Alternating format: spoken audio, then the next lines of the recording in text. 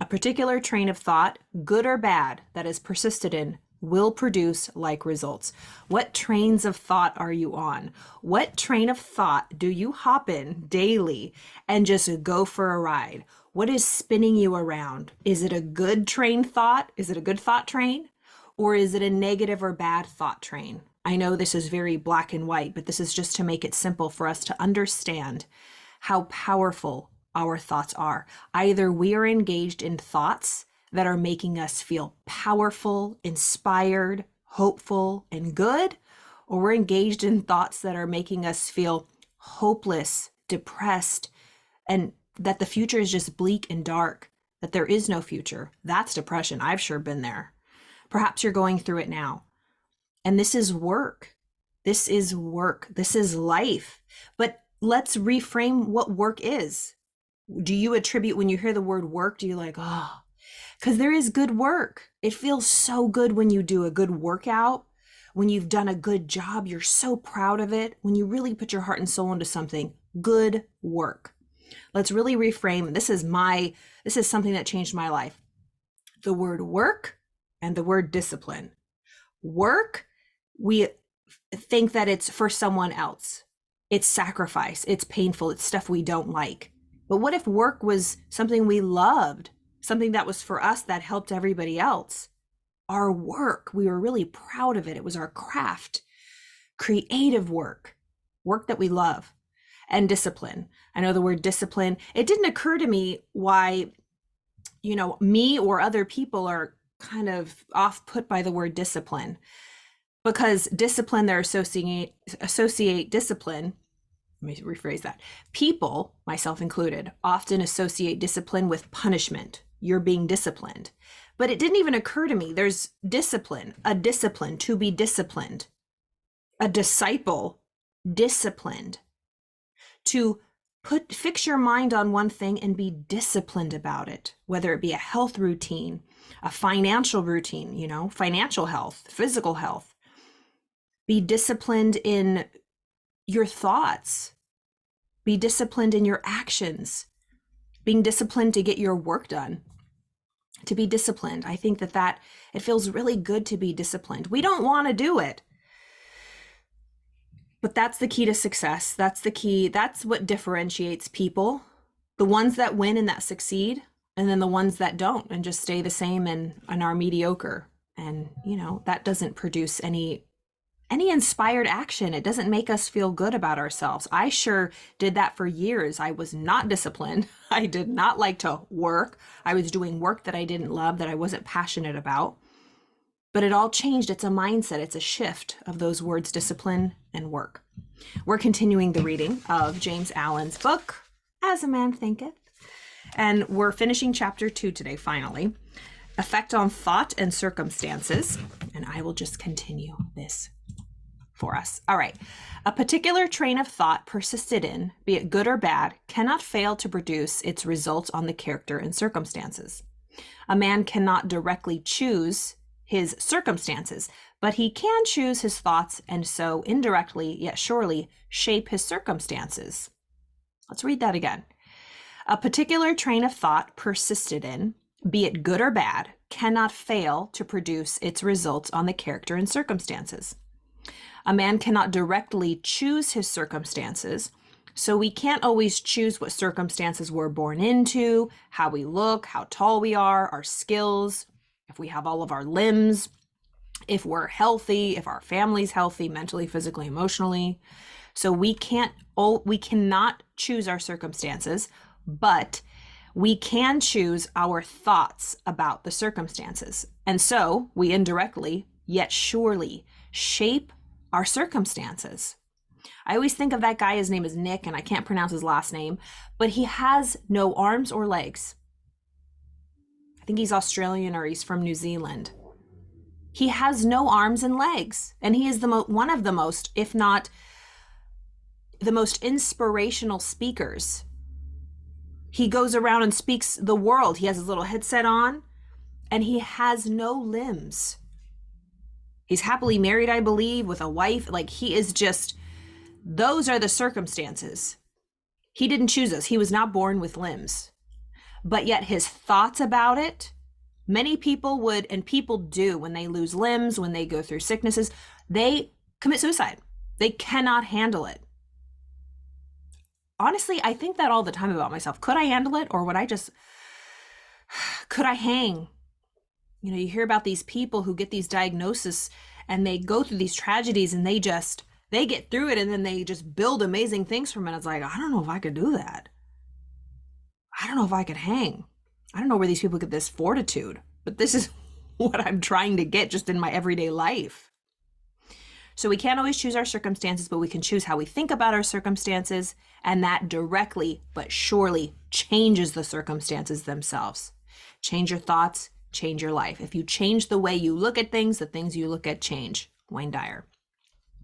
Nature helps every man to the gratification of the thoughts which he most encourages, and opportunities are presented which will most speedily bring to the surface both the good and evil thoughts. So nature, the universe, the law, helps us all to the gratification of the thoughts which we most encourage. So the law of nature just buoys up and supports any thought that we think the most.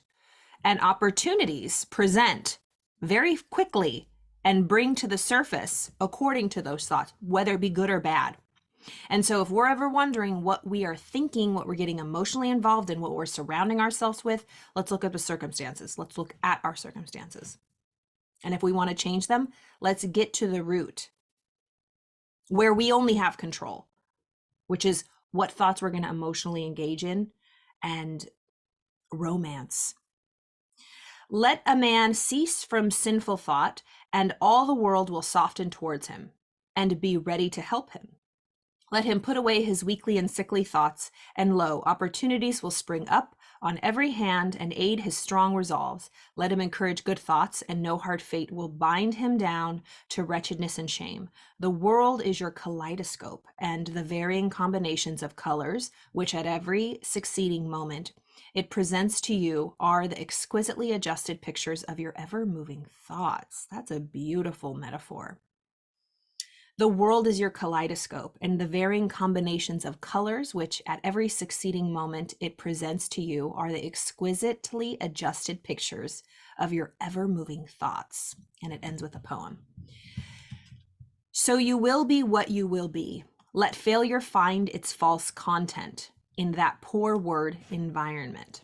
But spirit scorns it and is free. It masters time, it conquers space. It cows that boastful trickster chance, and birds the tyrant of the tyrant circumstance, and bids the tyrant circumstance uncrown and fill a servant's place. The human will, that force unseen, the offspring of a deathless soul, can hew a way to any goal, though walls of granite intervene. But not impatient in delays, but wait as one who understands. When spirit rises and commands, the gods are ready to obey. Let me read that again. Okay. So you will be what you will be. Let failure find its false content in that poor word environment, but spirit scorns it and is free. It masters time, it conquers space, it cows that boastful trickster chance, and bids the tyrant circumstance uncrown and fill a servant's place. The human will, that force unseen, the offspring of a deathless soul, can hew a way to any goal, though walls of granite intervene.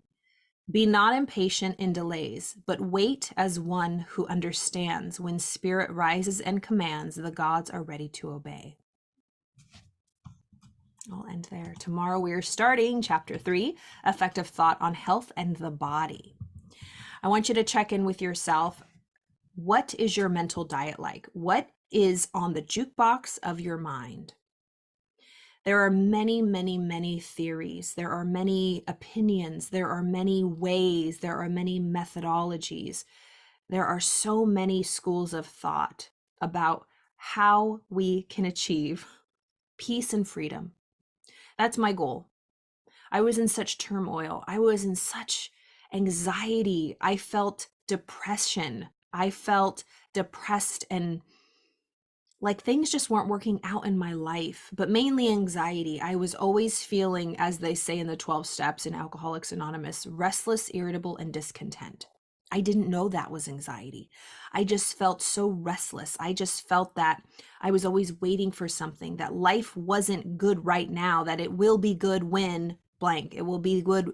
God, if everybody could just get their shit together, if everybody could just behave, when is everybody just going to be at peace? This will pass soon. Surely this will pass soon. And then, as sure as shit, something else would come up. It's a constant motion of change. Nothing is ever going to stay the same or just end and then we'll be peaceful. Life is a constant movement and motion. The law of motion in physics, nothing ever rests. Everything is always moving. Into form, out of form, into form, out of form, into form, out of form. Everything is moving. Everything is vibrating at a certain speed, including us. My body is vibrating. A corpse is vibrating. A corpse is vibrating. It is always moving. How does it decompose? It's always moving. And rocks and bones are moving, but very, very, very, very, very slow. So everything has a vibration, everything has a frequency, everything is moving at different speeds. There's the speed of light, and then there's the speed of darkness. Darkness is very slow and dense and heavy. Light is very fast, speedy, lightning. Those are the two polarities. Think about your thoughts. Every thought has a vibration. And according to whatever thoughts you're emotionally engaging in, you can feel it in your body. I remember there was a time in my life where I felt physically so heavy and dense. I felt like I was wearing like cement boots. I had to nap a lot. I was so heavy and dense and tired. I used to sleep couldn't cure me. I could sleep for 8 hours and I would have to take another nap. I was so heavy. I was so dense. I was so weighted. My thoughts, my life, my experience, how I was choosing to think about my circumstances was very, very heavy and dark and dense. And it wasn't until I started truly getting into this material, getting more engaged with people, surrounding myself with the words, with the ideas, with the thoughts that were lighter, brighter, and lifted me up. It made me feel lighter, more energetic, literally. That's the power of thought. What thoughts are you emotionally involved with? What thoughts are being repeated? And it's not even something you consciously might be choosing. It's an unconscious program that is running all by itself. You don't even got to worry about it. But to set new programs, you have to engage, and it is at first work, but then this kind of just takes over. This is the new program default. So look at your life, look at your circumstances. How do you feel?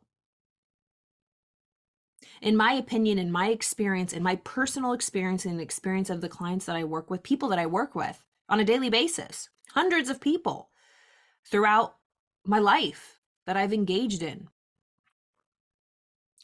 The thing, people say the chicken or the egg, is it the thought or the emotion, the thought or the emotion? When it's emotion, we're already kind of screwed. And the emotion is probably coming from an unconscious thought or some sort of programming that's deeply embedded. Like, I swear, I'm thinking positive. You might even experience this. I'm doing all the work. I'm writing the affirmations. I'm doing all this, but yet it's because it lies deeper. It's in the body. It's not logical. It's not in the head. We have to go below the neck. We have to get into that body. Somatic work. Trauma is stored in our cells. And to change at a cellular level, we must know what we're working with. The mind. We must understand our mind. And I study it every day. I learn every single day. I'm not the same person I was yesterday. I'm brand new today. So have a wonderful day. We will see you tomorrow.